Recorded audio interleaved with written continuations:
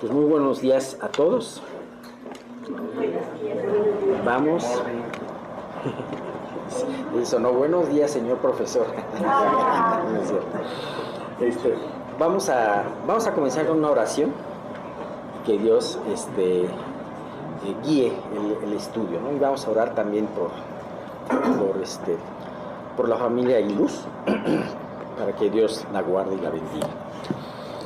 Señor, te damos muchísimas gracias porque podemos estar aquí contigo. Te damos gracias porque nos reunimos una vez más aquí el domingo para poder disfrutar de tu presencia, para poder disfrutar del compañerismo unos con otros y también, Señor, para poder disfrutar de tu palabra como tú has ordenado, que podamos disfrutar el reunirnos y el meditar en ti. Gracias, Señor, por este domingo. Gracias también, Señor, porque sin duda alguna tu voluntad se lleva a cabo en cada uno de nosotros y porque Dios, pues finalmente esta semana manifestaste tu voluntad, Señor, con la señora Gloria. Te damos gracias, Señor, por su vida, te damos gracias, Señor, por su amor, por todo lo que dio ella, pero también especialmente te damos gracias por la oportunidad que tú le diste a ella que te conociera. Gracias, Señor, porque sabemos que ahora ella te ve cara a cara y sabemos, Dios, que ella está en un lugar muy hermoso, Dios, disfrutando de tu presencia, como algún día cada uno de nosotros, Señor, si es que todos los que estamos aquí nos hemos convertido a ti, nos hemos arrepentido, estaremos también contigo en tu presencia, deleitándonos, Señor, en ese día. Padre, gracias por esto. Te queremos pedir que ahora tú guíes el estudio, que tú guíes la parte de lo que nos vaya a compartir Mauricio, que tú y también guíes la parte de los salmos, que seas tú, Señor, el que hable conforme a las necesidades que tiene la iglesia, que tú nos enseñes, incluyéndonos a nosotros los que estamos aquí adelante, más cosas acerca de ti, acerca de tu palabra, acerca de tu amor, y que podamos salir edificados, Señor, con una enseñanza concreta y aplicable, Señor, a nuestras vidas. Gracias. Te pedimos, Dios, por el regreso de Miguel, de Patti, el pronto regreso de ellos y que tú los bendigas en su regreso. Y te queremos pedir todo esto en el nombre de tu Hijo Jesús. Amén. Amén. Bueno, pues hoy comenzamos una sección, la sección número 17. Ya cada vez nos vamos encaminando poco a poco al final del estudio del Salmo 119. Y vienen todavía cosas muy hermosas en este salmo, ¿no? Vamos a ver específicamente hoy, vamos a estar viendo esta sección 17 que viene de los versículos 129 al 136. Sé que generalmente muchos de ustedes no apuntan aquí en el estudio, está bien. Finalmente hemos visto que es mejor atender, pero a lo mejor van a necesitar apuntar algunas cositas que vamos a tener para que sea algo más práctico. El que no tenga que anotar, no se preocupe, después lo puede escuchar el estudio o después le puede pedir a alguien sus notas. Pero creo que es importante lo que Dios nos va a decir hoy. Bien, pues hoy llegamos a la sección 17 de las 22 que estamos haciendo, y en nuestro salmo, que es un salmo acróstico como lo habíamos visto, y toca el turno a la letra número 17 del alfabeto hebreo, la P, algunos le dicen Pei. Y esta P o Pei equivale exactamente a nuestra P o a nuestra F también. De alguna manera, con la evolución de esta letra en los siglos, después los fenicios tomaron de ahí y después los griegos tomaron ahí, se parece, de ahí viene la famosísima letra Pi del alfabeto griego, ¿no? De esta letra. Y bueno, como ya habíamos visto que es o P o F, ¿en qué es la diferencia? Hemos visto y hemos aprendido varias cosas en el alfabeto. Se me hace muy interesante porque aún hay enseñanzas importantes en cada una de las letras que hemos visto. Y de hecho, la diferencia de la P, ajá, y la F, es que la forma, esta letra P, cuando se pronuncia como P, es que tiene un puntito central. Ahorita se los enseño. Tiene un puntito central, o en hebreo le llaman dagesh. Ajá. Cuando carece de ese puntito central, se pronuncia F, suave, como la F. Voy a enseñárselos.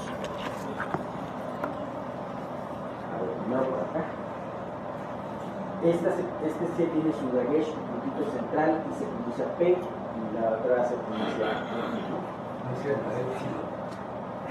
sí, parece una boca. Tú ves la boca cómo parece, cómo se comunica con la nariz. La otra vez estaba viendo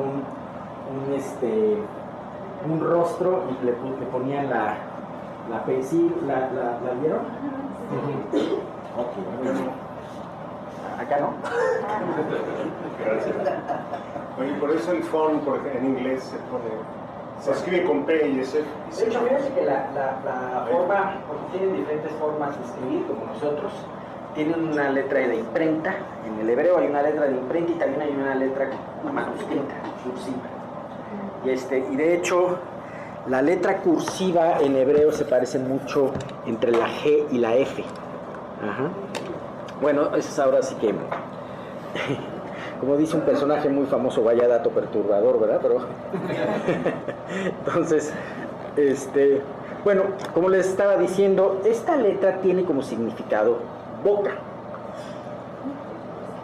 Y es muy curioso porque lo que vamos a leer ahorita tiene que ver con la boca, porque la boca tiene que ver con la palabra. Y precisamente en la Biblia se le da muchas veces, se menciona acerca de este órgano muy importante del cuerpo humano, la boca, ya sea a manera de labios o ya sea a manera de lengua también. Y muchas veces se relaciona con el mal uso de la boca, o el mal uso de la lengua. Para ejemplos de esto hay muchos en Proverbios, ¿no? Y es más, en el capítulo 3 del libro de Santiago se habla precisamente del mal uso de la boca. Sin embargo, también tenemos ejemplos buenos y excelentes, y sobre todo con respecto al poder que despliega Dios a través de su boca, el poder de su palabra, porque también está relacionado boca con palabra. Y estamos viendo precisamente el salmo más largo del Salterio. Salterio es toda la serie de salmos, que habla precisamente de la palabra, ¿no? Con la palabra que pronunciaron los labios de Dios hizo la creación. Tan solo eso, imagínate, el poder de la palabra. Con la palabra de Dios bendijo a Abraham. Ajá. Y también nos bendice a cada uno de nosotros, porque esas bendiciones se pasaron hacia nosotros. También tenemos la hermosa palabra escrita, tan poderosa en nuestras vidas y que precisamente estamos estudiando a fondo en este salmo, ¿no? Y bien, pues, hay un dato curioso. ¿Cuál fue? ¿Alguien se acuerda qué letra vimos la vez pasada? Antes de la P. ¿Mande? Allín, exactamente, allín. Allí tenía varios significados. Ustedes se recordarán, habíamos visto que hablaba acerca del siervo y de la humildad, pero también hablaba de un manantial y hablaba también de otro órgano del cuerpo humano. ¿Cuál órgano era? Ojo, perfectamente. Muy bien.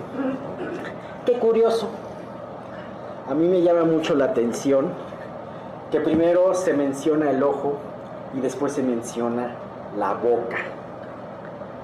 ¿No querrá decirnos Dios algo? O sea, es importante usar el ojo antes de la boca. Es importante observar. Es importante esperar antes de hablar o proferir alguna palabra o algún dicho, ¿no? Desgraciadamente muchas veces hacemos lo contrario. Dios quiere que primero observemos y esperemos antes de hablar. Yo creo que ninguno de nosotros es una excepción a esta regla. Mi papá me decía de chiquito y me repetía hasta el cansancio un proverbio árabe que lo encontré precisamente preparando este estudio. Fíjate lo que dice este proverbio árabe. Desde luego no es un proverbio inspirado por Dios, pero es un proverbio con mucha sabiduría.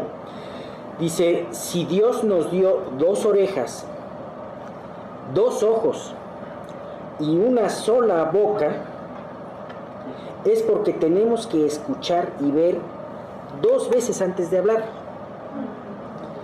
No abras los labios si no estás seguro de lo que vas a decir. Es más hermoso el silencio. Y ahorita me explico por qué me lo diría tanto mi papá.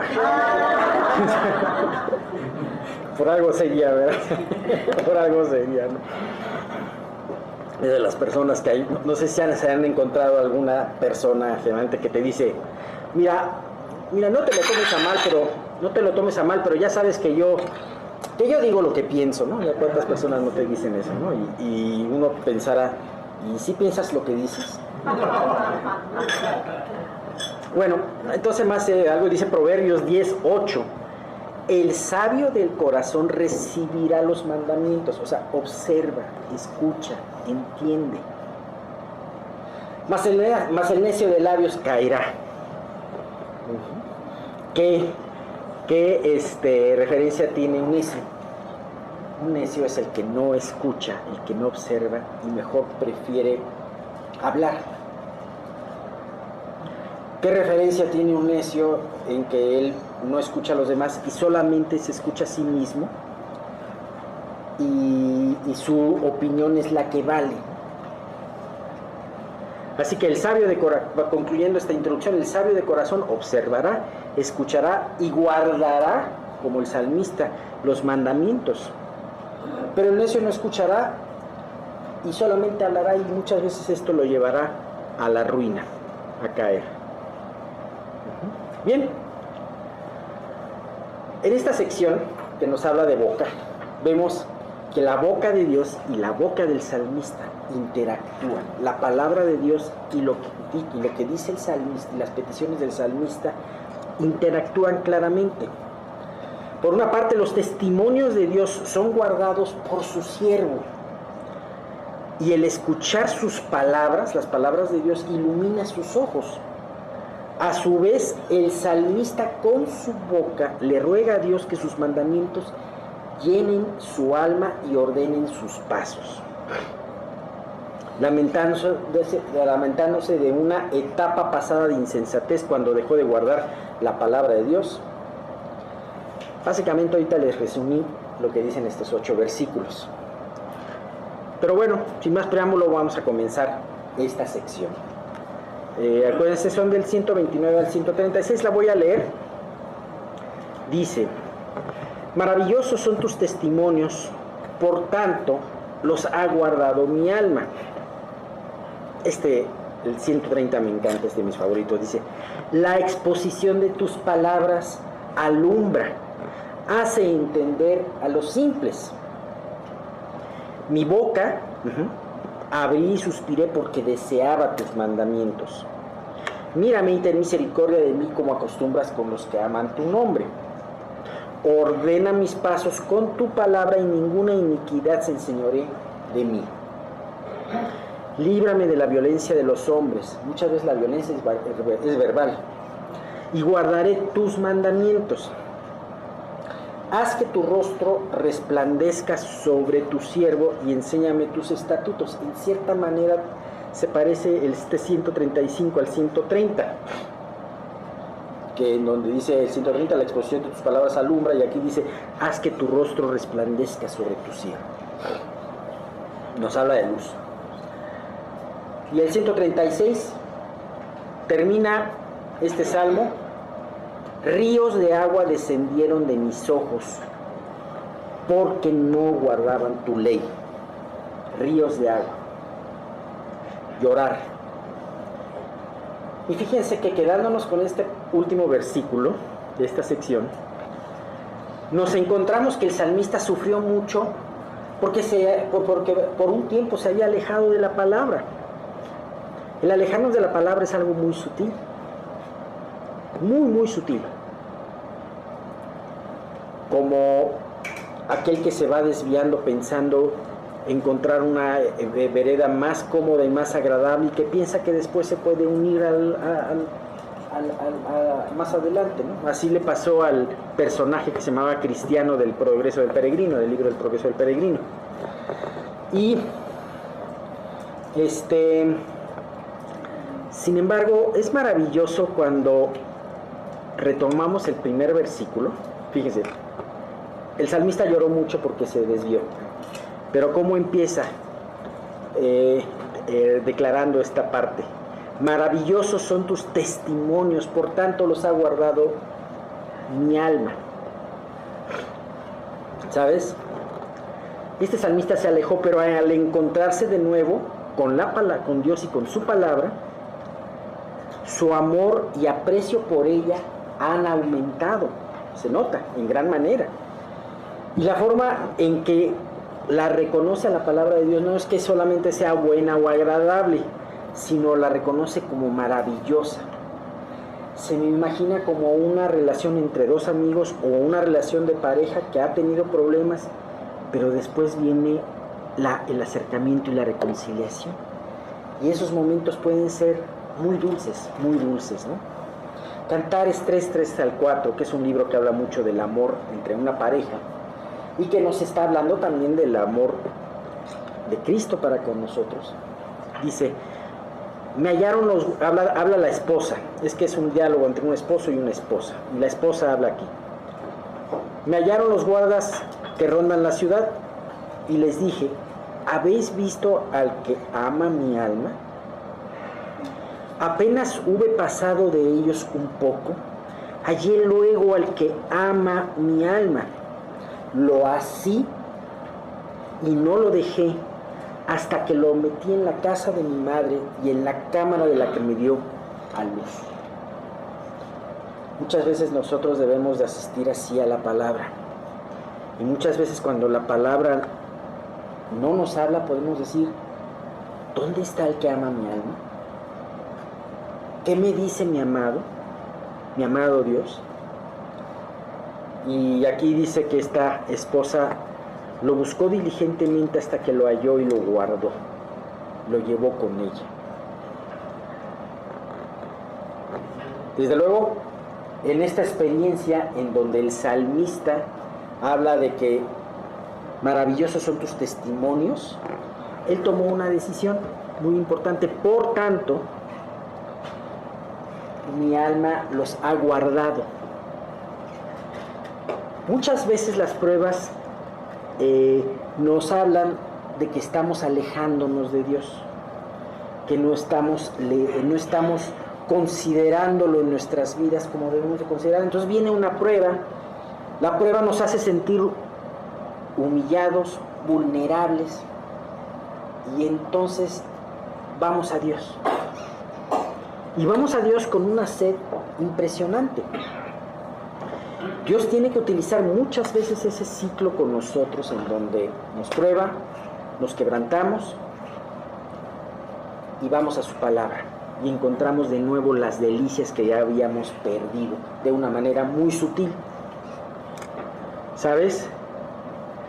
Definitivamente, aunque esto pasa muy seguido, no debería de ser nuestra regla de vida. A veces lo hacemos una regla de vida y nos gusta recibir trancazos para podernos acercar a Dios. Pero esto no debe de ser la regla de nuestra vida, ya que nuestra relación con Dios debe de sustentarse primeramente en el amor, en el disfrute y en el deleite de nuestra relación con Él, no en el miedo por la disciplina o en la misma disciplina de Dios. Aunque hemos encontrado que la disciplina es bueno, es mejor tener disciplina para acercarnos que no tenerla y alejarnos más, ¿no? Bueno, pues vemos este encuentro hermoso, reencuentro de el salmista con la palabra. Viene el 130, versículo 130. Vamos a ver hasta este versículo hoy. La exposición de tus palabras alumbra, hace entender a los simples. Sin duda alguna, este es uno de los versículos más interesantes de este salmo. No es de los más famosos. Es más famoso: lámpara es a mis pies tu palabra, ¿no? O con qué guardará el joven su camino. Generalmente siempre. Pero este es un versículo poco famoso. Sí es conocido, pero no tanto como los otros. Pero es un versículo muy poderoso. Esta poderosa frase quita esa idea equivocada de que la Biblia es un libro oscuro, de que la Biblia es un libro inaccesible, de que necesitamos años de estudio en algún seminario o en alguna universidad para poder entenderla, y además necesitamos estudiar otro tipo de filosofías para poder entender, y cultura, y en fin, como lo afirman muchas de las religiones que conocemos, ¿no? También quita todo pretexto a aquel que no quiere leerla.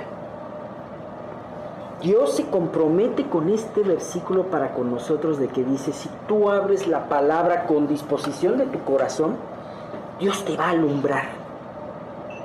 Y eso es algo maravilloso, ¿sabes?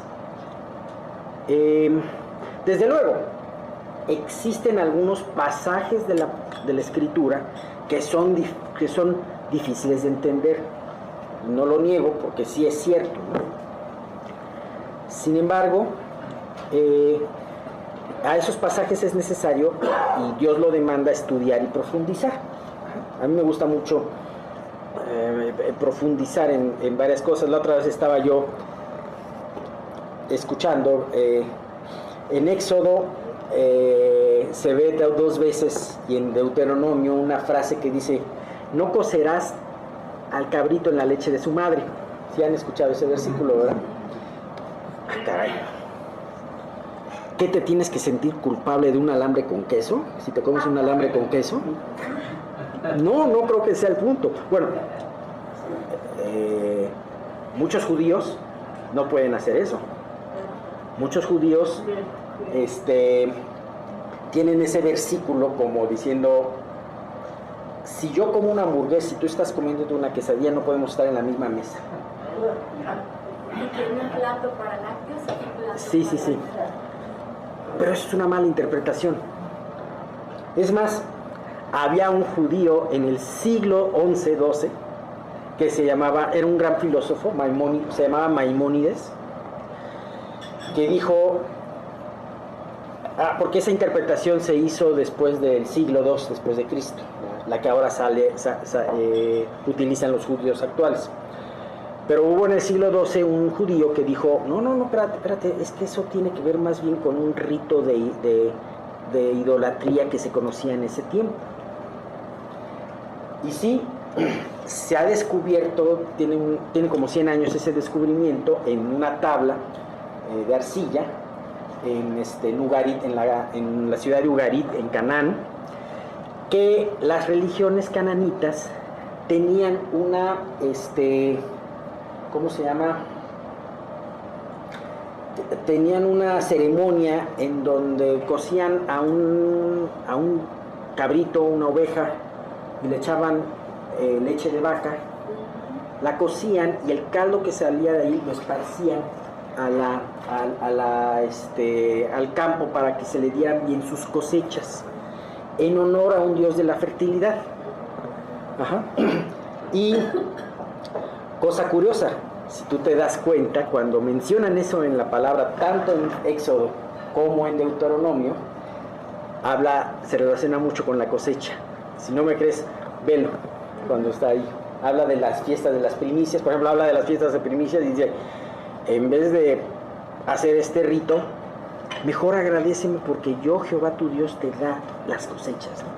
Entonces, Hay pasajes difíciles, pero el Espíritu Santo, y además Dios no te impide estudiar, o sea, Dios te da un interés para poderlo estudiar. De hecho, vamos a ver algo aquí, ¿no? Dice Isaías 66:2. Bueno, ¿qué es lo que necesita Dios para que tú entiendas tu palabra? Dice, hace entender a los simples. Lo que quiere Dios es un espíritu contrito y humillado y un corazón dispuesto. Sobre esto, o sobre esta persona, es sobre la cual Dios va a derramar su luz para el entendimiento.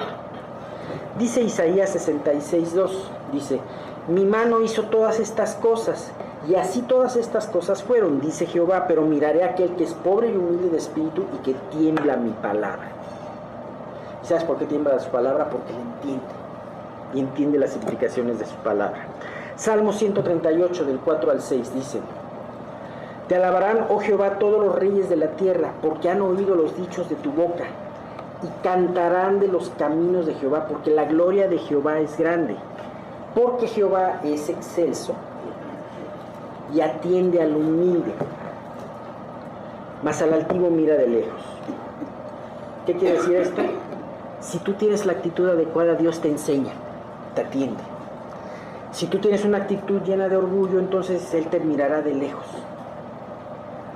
El orgullo es un obstáculo para poder entender la palabra de Dios como la debemos de entender. 1 Corintios 2:10 dice, pero Dios nos la reveló a nosotros por el Espíritu, porque el Espíritu todo lo escudriña, aún lo profundo de Dios. Bien, pues, qué más claro que este versículo. Y no creo que vamos a alcanzar a ver todo lo que quería que viéramos hoy, porque si no nos tardamos, pero vamos a hacer énfasis en la siguiente parte. Ya habíamos hablado de la exposición de tus palabras alumbra. Ahora, hace entender a los simples, A mí me encanta esto porque aquí se utiliza una palabra en hebreo para simple que es peti o petit. Y bueno, cuando ves qué significa esta palabra o qué significado se les da ignorante. La palabra simple es petit y tiene forma de ignorante, pero también se refiere a sencillo, entre otras cosas. Y bueno, efectivamente, el simple es alguien que ignora. Pero hay una diferencia entre este ignorante, el ignorante que reconoce que ignora y que anhela aprender, a otro tipo de ignorante que nos habla Proverbios, de que es el que pasa y recibe el daño, o el necio, que también se equipara mucho al simple, en donde dice el cual no se siente ignorante, sino se siente sabio, y aunque es ignorante no lo reconoce, quiere seguir en su ignorancia. Proverbios 9 del 4 al 6. ¿Qué es lo que dice la sabiduría? La sabiduría dice a cualquier simple, ven acá. A los faltos de cordura dice, venid, comed mi pan y bebed del vino que yo he mezclado. Dejad las simplezas y vivid, y andad por el camino de la inteligencia. La sabiduría está en busca de aquel que la quiera apreciar. Y hemos visto que Proverbios habla de que es un don de Dios mucho más valioso que cualquier joya preciosa. Bueno, y bueno, dice esto y precisamente dice a cualquier simple. Algunos simples le harán caso y dirán, sí es cierto, quiero aprender sabiduría, quiero aprender de Dios. Y otros la menospreciarán diciendo, no quiero esta sabiduría. Somos muy sabios para aprender. Proverbios 29:12 nos dice, ¿has visto hombre sabio en su propia opinión? Más esperanza hay del necio que de él. Estamos viendo todos estos como obstáculos para que realmente la exposición de las palabras de Dios nos alumbre cuando estamos cayendo en necedad. ¿Sabes por qué el ignorante no reconoce su ignorancia? Por el engaño del orgullo. El orgullo es el obstáculo que tenemos entre esa sabiduría de Dios, entre esa luz de Dios y nuestras vidas. Lucas 10:21. Jesús hace una oración, levanta una oración al Padre, maravillándose de la sabiduría de Dios. Dice: en aquella misma hora Jesús se regocijó en el Espíritu y dijo: yo te alabo, Padre, Señor del cielo y de la tierra, porque escondiste estas cosas de los sabios y entendidos y las has revelado a los niños. Sí, Padre, porque así te agradó. A mí me impresiona porque Jesús, en la sabiduría de Dios nos dice Corintios de que Dios decidió ocultar su sabiduría de los sabios y entendidos de este mundo y dárselos a lo necio de este mundo, a lo débil, a los que quieren reconocer que no saben, que no saben. Y Jesús por esta misma línea se va. Escondiste estas cosas de los grandes sabios, de los grandes filósofos, y se las revelaste a los niños. ¿Qué característica tiene un niño? La simpleza, la sencillez, la credulidad. ¿Vale? Sí, la credulidad, exactamente. Bien, porque así te agradó. Desde luego, podemos seguir hablando de todo esto y podemos con toda confianza llegar a la Escritura y disfrutar de ella, porque a Dios le ha agradado hacérnosla entender. Sin embargo, lo voy a dejar para la próxima semana, así que no falten. Vamos a hablar de algunos principios de hermenéutica. Hermenéutica es la ciencia que nos ayuda a estudiar y a entender la palabra de Dios. Pues que ya se nos hizo tarde, pero vamos para que no sea muy cansado, vamos a continuar la próxima semana. Bueno, vamos a continuar con nuestra historia en Primera de Samuel, en el capítulo 16, en donde recordemos que Samuel había llorado a Saúl y Dios lo tiene que regresar y decirle: tienes que seguir adelante, ¿no? Ahorita cantábamos obedecer y confiar en Jesús, ¿no? Es la senda marcada para andar en su luz, y efectivamente él tuvo que obedecer. Entonces viene algo increíble en este capítulo, que es la esperanza. Viene un nuevo rey, y aquí hay algo prácticamente profético, donde se ve que Samuel va a ungir a un nuevo rey. Va a ser en Belén, en la casa de Isaí, y uno se puede imaginar a Samuel después de que estuvo triste todo el tiempo por Saúl haciendo su luto. Y me pregunto si Samuel había sentido en ese instante como un nuevo despertar, porque prácticamente Dios lo despertó de su luto por su casi hijo, su hijo espiritual. Y me preguntaba si también Samuel tenía esta esperanza renovada de: oye, Samuel, Dios va a poner un nuevo rey. Porque ahora lo importante aquí es que ya no va a ser un rey que el pueblo va a elegir, sino es uno que Dios ha escogido. Y eso cambia todo en esta historia, y es una revelación mayor para nosotros hoy. porque apunta a algo mucho más grande en el futuro. No solamente David en este capítulo, sino les decía que profético, el hijo de David. ¿Que quién es? Jesucristo.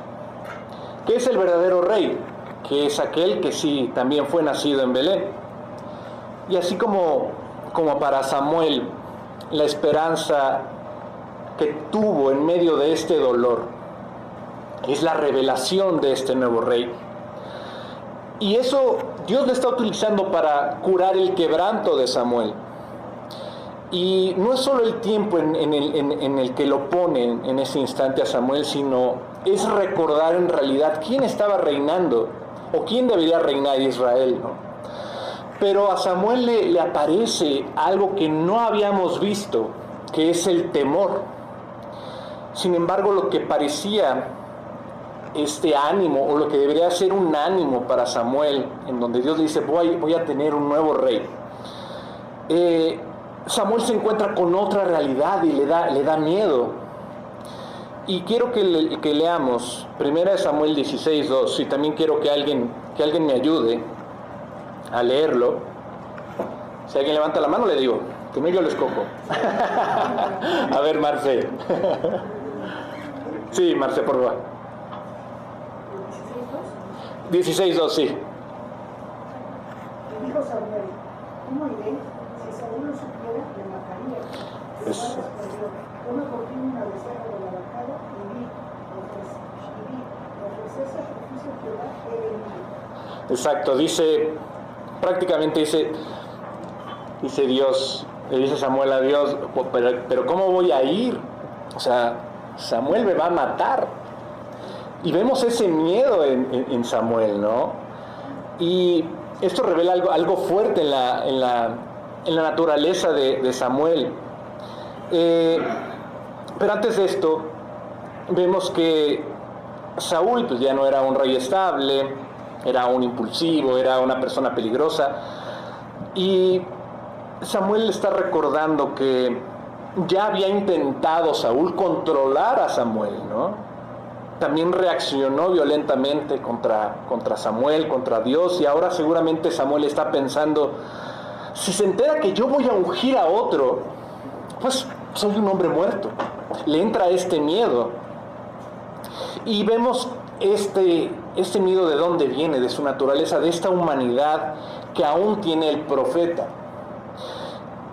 Samuel, en pocas palabras, pues era humano igual que tú, igual que yo.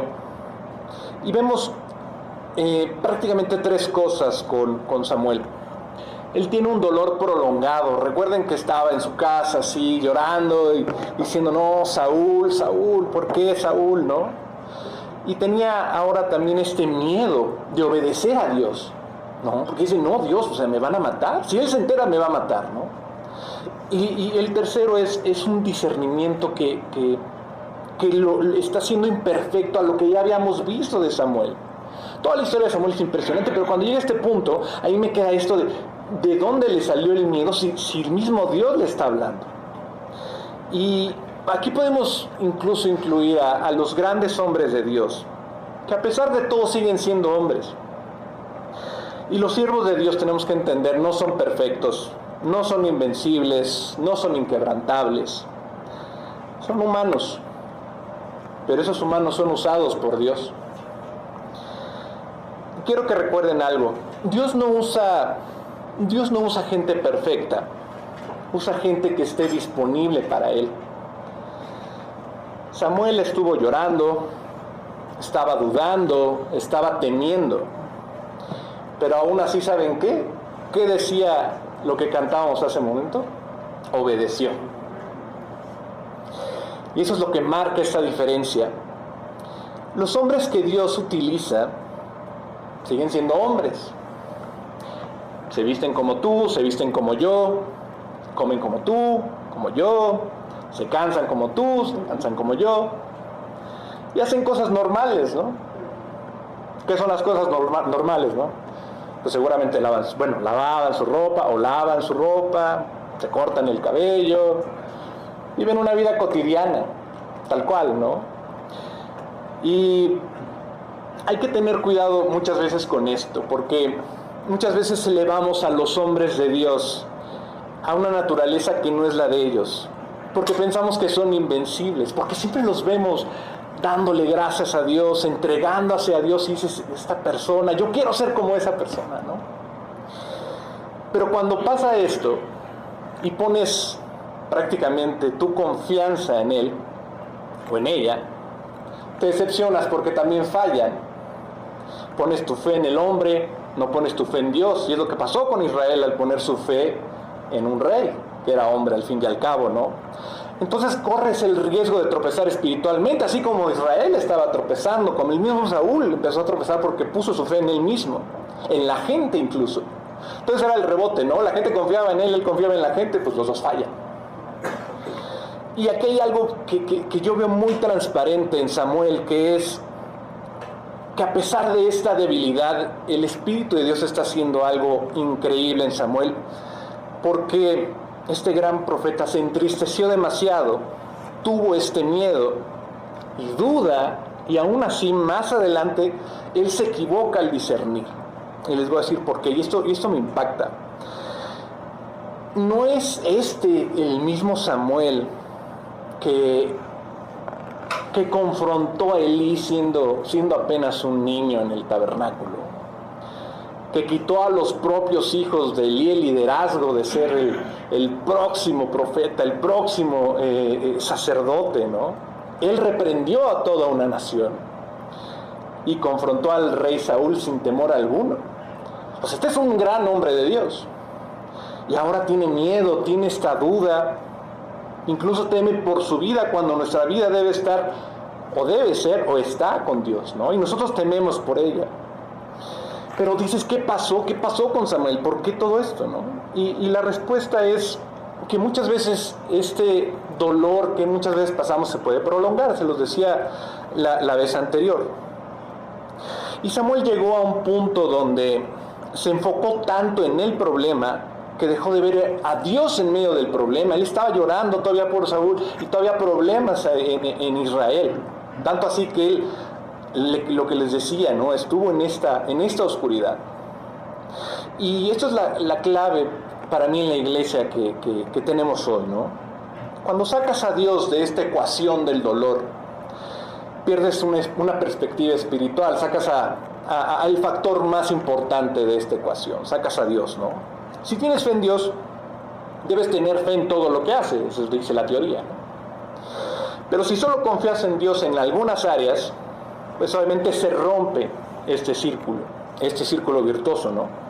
Y tarde o temprano, pues todo se va a filtrar del lado malo, ¿no?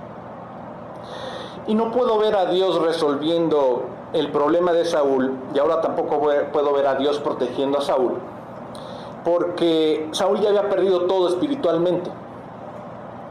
Y para nosotros les quiero dejar esta lección, ¿no? Hay momentos donde esta decepción, esta traición que muchas veces podemos ver, incluso en las personas, y la persona ni siquiera lo sabe, pero para nosotros, no, ya me traicionó porque falló, ¿no? Y si falla en esto, me falló a mí, o le pediste algún favor y no lo hizo, se lo olvidó y ya tú tienes algo en tu corazón, ¿no? O muchas veces en la vida obviamente hay pérdidas, hay crisis, y todo esto comienza a nublar tu fe, y sin darte cuenta empiezas a pensar, Dios no está obrando en mi vida, Dios no puede cambiar esto, ¿por qué no lo puede cambiar si yo se lo he pedido? ¿Por qué Dios no me está sacando de aquí? Y esto es peligroso porque estás dejando de confiar en Él, ¿no? Porque no es que Dios haya cambiado y tú lo sientes diferente contigo, es que tu visión está nublada. Pero Dios nos llama a esto, a confiar en Él en todo, pese a las circunstancias, y no solamente en la comodidad, sino en todo, ¿no? Cuando estás cómodo, pues es muy entendible, y dices, no, pues gracias a Dios y todo es bello. Pero cuando vienen estas pruebas, incluso en los hombres pasa esto, en los hombres de Dios, que empiezan a fallar, ¿no? Y lo vemos impactante en este profeta porque entra en su periodo de la carne, ¿no? Y por un momento él nos enseña que nadie está exento de no tener esta fe por algunos momentos, ¿no? Todos necesitamos estar velando. Pero vemos algo impresionante, que es la misericordia de Dios. Dios no destruye a Samuel por esto, por dudar, ¿no? Como les decía hace poco también, el suegro de mi primo falleció, y fue algo, pues siempre es impactante, ¿no? Y yo les decía en un mensaje que me dejaron compartir con ellos en el momento de velarlo, que pues Dios no es como el Zeus, que de repente le fallas y saca un rayo y te quema, ¿no? Y te lo lanza, ¿no? Y aquí vemos que Samuel está fallando, y pues no ves a Dios así, quemándolo, ¿no? Para nada, ¿no? Sino que Dios lo corrige, Dios lo empieza a guiar. Porque Dios es más misericordioso que los hombres, ¿no? Saúl en ese momento se hubiera visto, si se hubiera enterado que Samuel iba a ungir a otro rey, pues seguramente, como Samuel lo decía, no, pues me va a matar. Pero Dios no es así, ¿no? Pero Dios le da una solución, y le da la salida perfecta. Y como tú decías, Marce, en el versículo 1 Samuel 16:12, dice, toma contigo una becerra de la vacada, ¿no? Y di, a ofrecer sacrificio a Jehová he venido, ¿no? Entonces, Dios le está diciendo básicamente, Samuel, ¿tienes miedo? Está bien, yo te voy a dar una estrategia. Y esto es para todos, ¿no? Así, ¿qué va a pasar cuando tengas miedo? Bueno, hay una estrategia, ¿no? Puede sonar raro, pero la verdad es que unos pueden pensar cuando empiezan a leer esta parte de que él tenía que llevar un becerro, ¿no? Y no es que vaya a ser un engaño, no es que sea algo incompleto, pero hay que entender la estrategia que Dios está ordenando, ¿no? Tampoco va a ser una manipulación humana, tampoco va a ser una estrategia carnal, es una dirección divina, y es una guía con sabiduría, como decía Alex, que pide por sabiduría para todos, ¿no? Samuel, cuando va en busca del rey, sí iba a ofrecer un sacrificio, pero no solamente iba a cumplir un sacrificio, iba a cumplir otra misión. Y Dios no solamente da mandatos de lo que tenemos que hacer, ¿no? Da sabiduría para poder cumplirlos. Dios conoce nuestros temores, Dios conoce, obviamente, que nosotros somos humanos, que tenemos que entender que Dios no nos abandona en medio de las pruebas, ¿no? Pero tampoco te deja quedarte ahí. Samuel falla en ese momento, había en duda, tiene miedo, y Dios le dice, bueno, levántate, te voy a corregir y te voy a encaminar a tu siguiente misión, ¿no? Y te quiero decir algo, Dios no ha terminado contigo en medio de las pruebas, ¿no? Aunque hayas estado paralizado por el dolor, muchas veces no termina ahí. Solamente necesitas volver a ver a Dios en la situación en la que estás actualmente y obedecer el siguiente paso. Y quiero que recuerdes cómo comenzamos este capítulo, nuevamente. Ahí me gusta repetir las cosas porque a mí se me olvidan, entonces hay que repetirlas otra vez, ¿no? Dios detiene el lamento de Samuel y lo vuelve a enfocar en su propósito.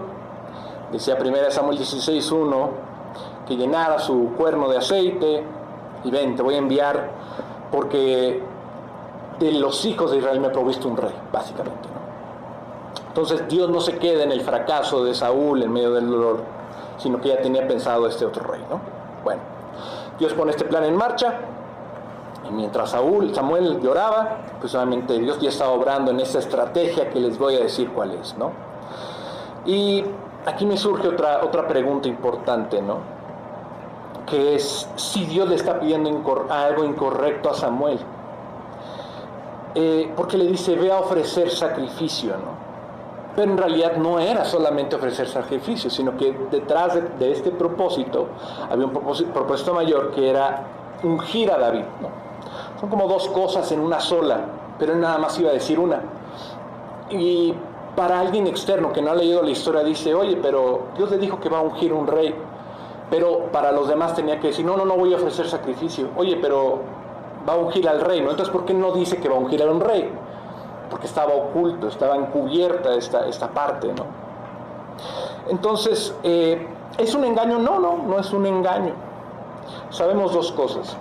Dios no miente, y quiero que alguien me ayude a leer Tito 1 y 2. A ver, alguien que haya levantado su mano. Tete. Yo sé que la levantaste. Si puedes leer Tito 1:2.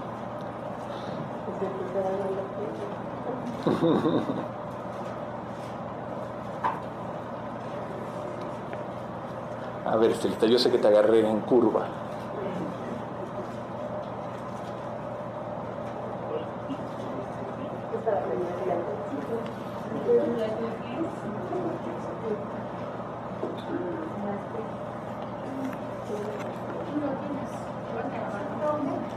Tito 1:2. En la esperanza de la vida eterna, la cual Dios, que no miente, prometió desde antes del principio de los siglos. Punto importante aquí, Dios no miente. Entonces, Dios no actúa con temor, no necesita esconderse por miedo al hombre. ¿Qué está pasando aquí? Dios le dice a Samuel, ve a ofrecer un sacrificio. El problema sería que si Samuel dijera esto en su camino y no ofreciera un sacrificio, pues está haciendo un engaño, porque en realidad no iba a ofrecerlo. Eso sí sería una mentira. Pero Dios le ordena ambas cosas, ¿no? Vas a ofrecer el sacrificio, pero también vas a ungir un rey. Aquí yo quiero que vean que hay una prudencia importante en esta enseñanza, ¿no? Y les quiero decir esto, no todo lo verdadero debe ser dicho en todo momento. ¿A qué me refiero? No necesitas revelar todos los detalles a todos. Y uno me dirá, bueno, ¿por qué? ¿Suena como engaño o no?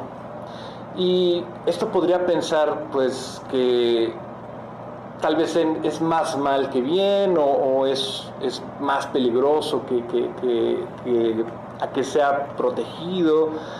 En el contexto en el que estamos, si Saúl se enteraba, no solo iba a matar a Samuel, iba también a tratar de buscar de matar al siguiente ungido, en este caso a David, ¿no? Entonces no le está encubriendo, sino es una protección a propósito. Y ocultar algo no es mentir. Y hay una diferencia, ¿no?, entre engañar y ser prudente. Y eso se los quiero decir, ¿no? Samuel no está protegiendo al pecado, no va a decir, no, voy a nada más a ofrecer un sacrificio, pero por detrás está diciendo, no, voy a ungir al rey, ¿no? Sino que está protegiendo el plan de Dios. Dios así se lo está pidiendo. Y hay creyentes que piensan, tengo que decir todo, tengo que explicar todo. Y muchas veces, incluso hasta cuando alguien habla con otro creyente, te empieza a decir en su problema todo el contexto, todos los detalles, así impresionante, ¿no? Y de repente dices, no, tienes que ser más puntual en lo que quieres decir. ¿Por qué? Porque de repente ya te dijo toda la historia y te contó todo el detalle. No es que esté mal, sino que tú estás exponiendo todo lo de tu corazón. No es lo mismo que derrames tu alma enfrente de alguien. Eso es derrámasela a Dios, ¿no? Díselo todo a Dios. Pero cuando se lo dices a alguien, no expongas todo. Lo que trato de decir no es que los frenen cuando hablan, ¿no? Sino que entiendan lo que está haciendo Dios con Samuel aquí para proteger el plan de Dios, ¿no? Y quiero que alguien me ayude a leer Proverbios 11:13.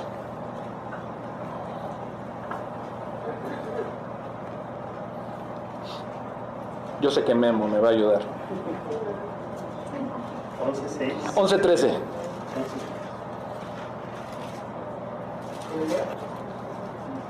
Bueno, a ver, Sebastián. ¿Sí? El que anda en chismes descubre el secreto, mas el espíritu fiel le pone la prueba. Exacto. Eso es a lo que me refiero. El que anda en chismes descubre el secreto, mas el espíritu fiel lo guarda todo. Sí, pero aquí te ganaron. Perdóname. El siguiente. No todo se comparte, no todo se anuncia, no todo se tiene que revelar, ¿no? Y les voy a dar un ejemplo muy claro de esto. Y quiero que recuerden a Josué. Y quiero que alguien, a ver, Memo, me ayude a leer Josué 2:1.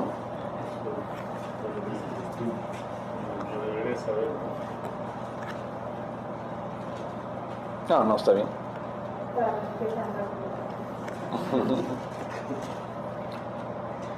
Josué, hijo de Nun, envió desde Sittim 2 espías secretamente, diciéndoles: andad, reconoced la tierra y a Jericó. Y ellos fueron y entraron en casa de una ramera que se llamaba Rahab y posaron allí. Cuando lo leí, uno dice, bueno, pero ¿por qué secretamente? ¿No? Y es que la misión requería discreción. Y póngaselo a pensar muy llanamente, ¿no? Un espía no llega a una ciudad y dice: hola, soy espía, ¿me puedes revelar todos tus secretos de gobierno? Pues no, ¿verdad? Entonces oculta su identidad, pues tiene que mezclarse ahí entre la gente, tiene que observar y tiene que proteger lo que viene atrás de él, que es una misión. Entonces esto no es pecado, lo estamos viendo aquí con Josué, es una estrategia y aquí hay sabiduría en esa estrategia.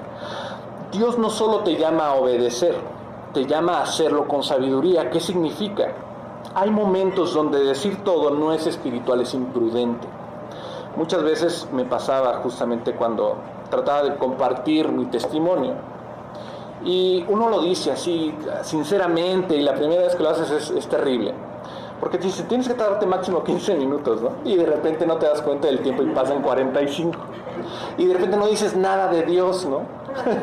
Dices, no, y me portaba mal, y hacía esto, y yo decía, no, yo soy la peor persona del mundo. Ok, está bien, ¿no? Uno no sabe, es ignorante, pero tiene ese deseo de poder compartir el testimonio con los demás. Pero dice unos detalles tales que dices, no es necesario, o sea, manténlo aparte, tienes que darle la gloria a Dios, ¿no? Entonces aquí quiero que vean una conexión con David muy importante. Y aquí se conecta con todo lo que viene, o trato de conectarlo con todo lo que viene. Dios está protegiendo a David, él es el ungido. Y antes de que el mundo lo conozca, así pasó con Jesús. En primera, porque aquí está protegiendo también ese legado, ¿no? Y en segundo, también Jesús, cuando él obviamente pues nace, y pues obviamente después viene el tema de que le estaban persiguiendo a los niños, y llega el ángel con José y dice: vete a Egipto y demás, y pasan muchos años secretos, ¿no? Y hasta los 12 años, cuando está en el templo, antes de los 13 del Bar Mitzvah, ¿no? Cuando ya empiezan a decir, este niño ya es de Dios, casi. O sea, como que todo eso viene en secreto, o más bien no es tan importante, porque no es como los apócrifos, que es, no hubo magia y Jesús chico tuvo que hacer vida de unas palomas de barro. O sea, eso no importa, o sea, esas fantasías no son lo importante aquí. Lo importante es otra cosa, la salvación. Entonces tenía que estar todo por un plan, una estrategia que venía detrás, ¿no? Porque todo el mundo dice, ¿por qué casi no te mostraste antes, Jesús? No, pues o sea, hay varios pasos, hay que preparar el camino, ¿no? Y ya venía alguien que era justamente Juan el Bautista, que preparó este camino para Jesús, ¿no? Entonces, Dios está formando aquí, en este capítulo, con Samuel, está formando un rey. Pero ese rey, que es David, no tenía ni idea, ¿no? Él tiene que ser formado en un principio, ¿no? Y antes de esta manifestación justamente viene todo un proceso. Y el proceso de David fue, de verdad, muy fuerte, impresionante, como el de cada uno que sufre para tener este ser que Dios está haciendo en cada uno de nosotros, ¿no? Muchos quieren en su momento, pues quiero reconocimiento inmediatamente, quiero exposición rápida, que todo el mundo sepa, escuche, se convierte y venga aquí y haya visibilidad para todos. Sí, está bien, o sea, son buenos deseos, pero para todos hay un proceso, ¿no? Quisiéramos que nuestros familiares creyeran en Cristo, ¿no? Muy rápido, y ya le hablo y le digo y ya va a estar leyendo, pero es todo un proceso, cada uno lleva un proceso, ¿no? Entonces, Dios trabaja pues muy diferente, ¿no? Primero forma y después revela las cosas, ¿no? Primero lo hace en secreto y luego lo hace en público, como cuando Jesús tuvo que revelarse justamente en las bodas de Caná. Y quiero que alguien me ayude a leer Mateo 6:4.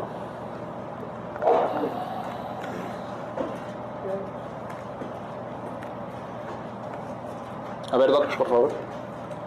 Para que sea tu limosna en secreto, y tu Padre, que ve en los secretos, te recompensará en público. Así es. Aquí es lo que estoy diciendo, ¿no? Primero es en secreto y luego en público, ¿no? Entendemos que Dios no miente, Dios no engaña, Dios no improvisa, Dios guía con verdad, guía con sabiduría, y hoy Dios nos está diciendo, No necesitas explicar todo, no necesitas anunciar todo, solo necesitas obedecer correctamente, ¿no? ¿Por qué?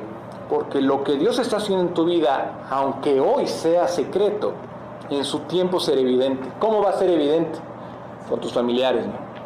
Hace un momento antes de comenzar el estudio hablaba con Brenda y empezaba a decir que estaba leyendo y demás y de repente dice, oye, estoy empezando a compartir con muchas personas que no pensaba compartirle, ¿no?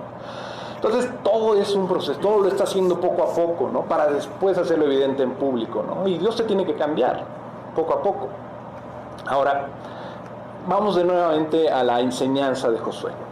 ¿Por qué la Escritura se toma el tiempo de decir que José envió a espías secretamente? Y Josué no se lo estaba ocultando a los cananeos solamente, ¿no? A decir, mira, es un espía hebreo, ¿no? Sino se lo estaba también ocultando a su mismo pueblo, a los israelitas. Y los que tengan buena memoria y hayan leído el pasaje, tal vez lo recuerden.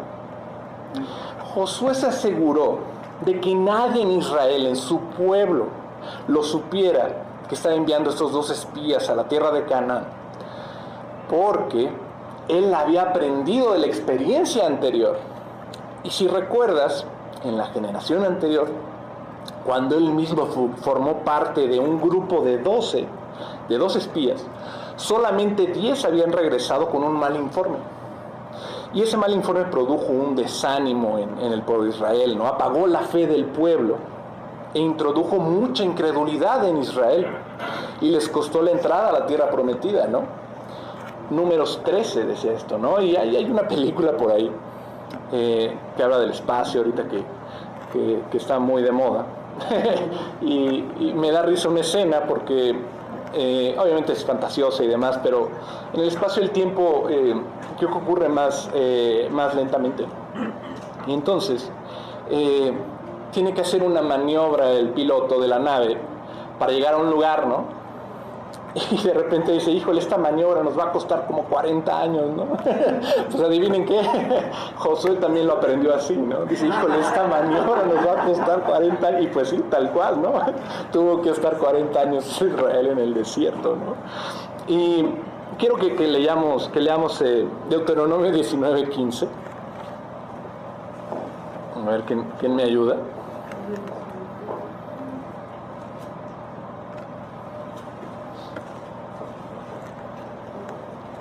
A ver, Doc. Ah, bueno. Sí, Doc. Bueno, las damas. A ver, Rosita, por favor, ya lo tienes. Gracias.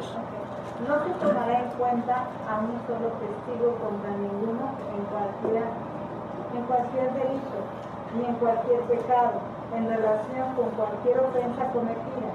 Solo por el testimonio de 2 o 3 testigos se mantendrá la acusación. Acuérdense, como testimonio de 2 o 3, ¿no? Ahora quiero que me den leyendo Deuteronomio 17:6.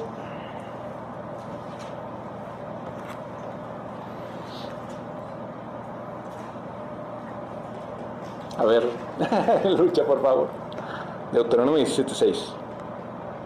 Por dicho de 2 o 3 testigos morirá el que hubiere de morir. No morirá por el dicho de un solo testigo.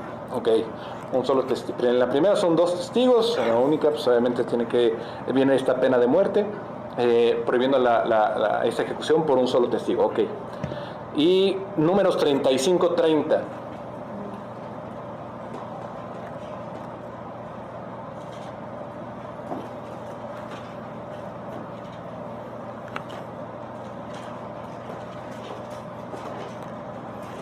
A ver, Memo, ya que lo tienes ahí.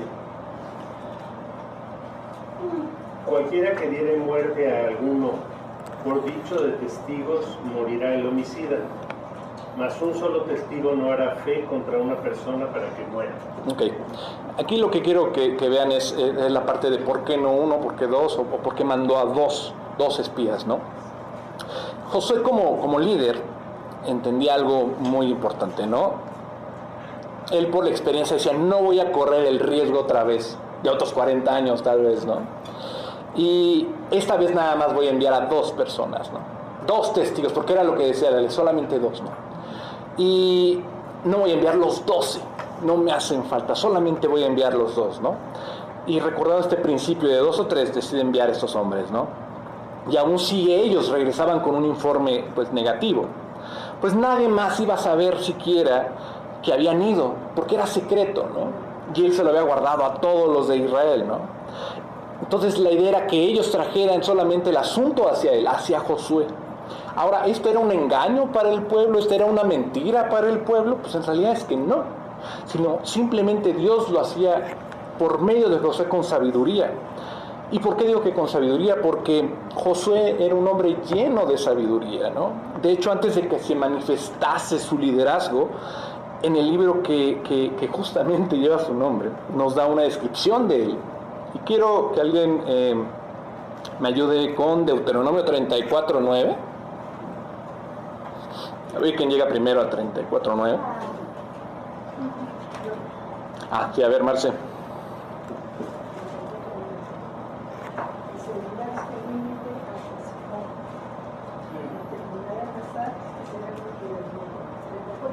¿34:9? Sí, de Deuteronomio. A ver. Sí. 34:9. Yo tengo. A ver, Oli. Josué, hijo de Nun, fue lleno del espíritu de sabiduría. Ahí está la raíz. Porque Moisés había puesto sus manos sobre él, y los hijos de Israel le obedecieron, e hicieron como Jehová mandó a Moisés. Ahí está la raíz de todo. ¿Por qué estas decisiones las tomaba José? Porque ya estaba lleno de sabiduría, ¿no? Y la sabiduría no solo sabe qué decir, sino también sabe cómo actuar. Y Josué sabía que debía tener acceso solamente él a esta información. Y porque él era el único que la podía cargar como líder ahora de Israel, ¿no? Y él sabía, por esta sabiduría que Dios le había dado por medio de Moisés, cuándo hablar, cuándo callar, cómo aliviar las cargas incluso para el pueblo y no aumentar necesariamente el peso sobre los demás, ¿me entiendes? Alguna vez me habían dado una enseñanza acerca de las ovejas, ¿no? Cómo las ovejas cuando tienen comezón en la nariz, pues se van con otra oveja y le hacen así, ¿no? Entonces uno dice, ay, pues qué bonitas, ¿no? Se están dando besos, ¿no? Pero no, le está pegando igual una infección o algo, ¿no? Entonces decían, ¿no? Que muchas veces cuando un creyente le dice los problemas al otro creyente, justamente sin esta discreción, pues le está pegando todo, ¿no? O sea, como cuando le decía de mi testimonio, ¿no? Decía todo lo malo y Dios, sí, pues me convertí, ¿no? Y ya, ¿no? O sea, como que no, o sea, le cargas todo esto en otra persona, entonces sé discreto en esto, en los detalles, pero obviamente lo más importante es darle la gloria a Dios, ¿no? Entonces, ¿qué está haciendo aquí Josué? Está protegiendo, no está ocultando de manera pecaminosa, ¿no? Sino está actuando con sabiduría. Es una sabiduría que viene de aprender del pasado incluso, ¿no? De esta preparación que estamos haciendo, ¿no? Que estamos hablando, perdón. Porque mucho de la sabiduría viene de eso, viene de aprender, pero también de la sabiduría, obviamente, pues Dios te da la oportunidad, ¿no?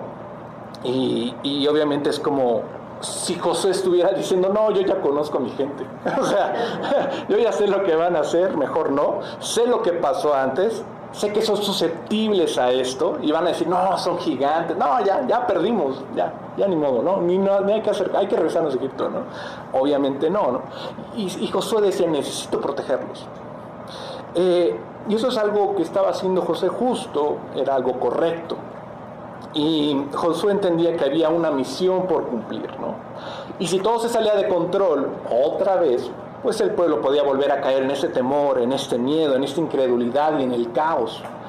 Y él no estaba dispuesto a permitir pues otra tragedia como la del desierto, ¿no? Dios le estaba dando ahí sabiduría, ¿no? Pero eso lo ocultó, por eso lo guardó, por eso estaba actuando con discreción, ¿no? Pero cuidado. No tomes esto y digas, bueno, entonces yo también puedo esconder mis pecados. Es muy diferente esto, ¿no?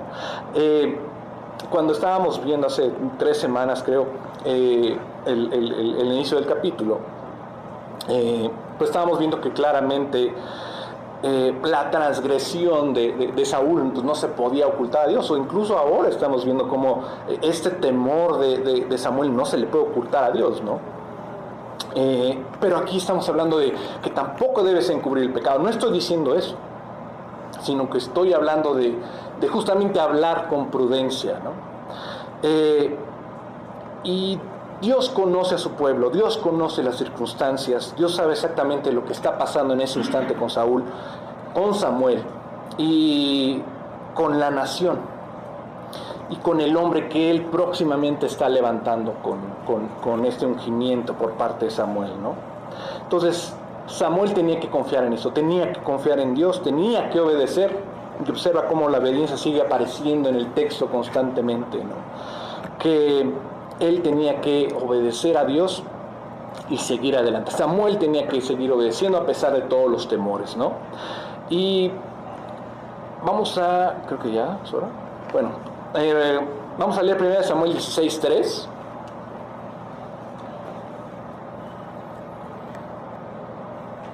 A ver quién llega primero. Ahora sí, Chío. Invitar a Isaí al sacrificio.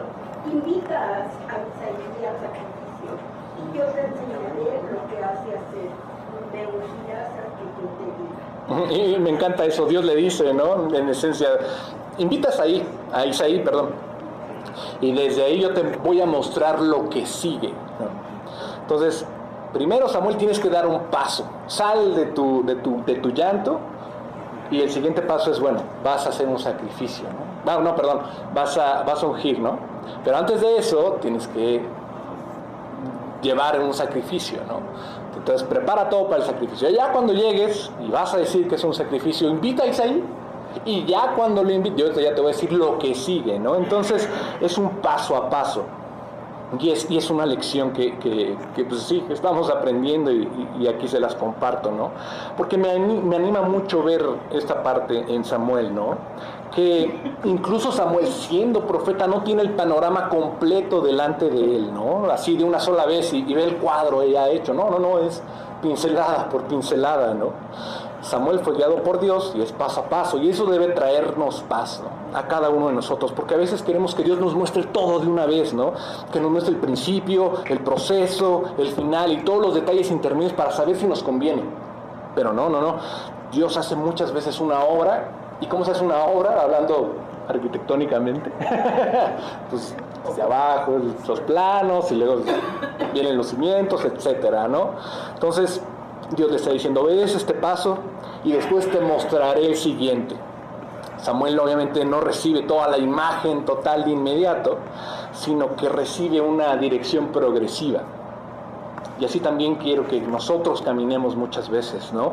No por la vista completa, sino obviamente por la obediencia diaria, ¿no? Entonces, quiero cerrar aquí para que aprendamos esto, que la sabiduría de Dios no es esta cobardía cuando no sabemos qué hacer adelante, que la prudencia no es el engaño y la discreción no es pecado cuando está al servicio de la verdad y de la voluntad de Dios, y que aprendamos que un líder piadoso no solo debe ser sincero, sino sabio, no solo valiente, sino prudente, y no solo transparente, sino discernidor de la palabra, ¿no?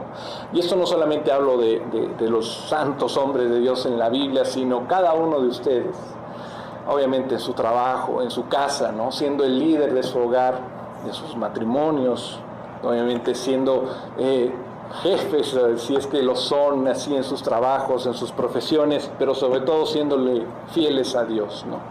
Entonces aquí quiero dejarlo y quiero que oremos una oración final, ¿no?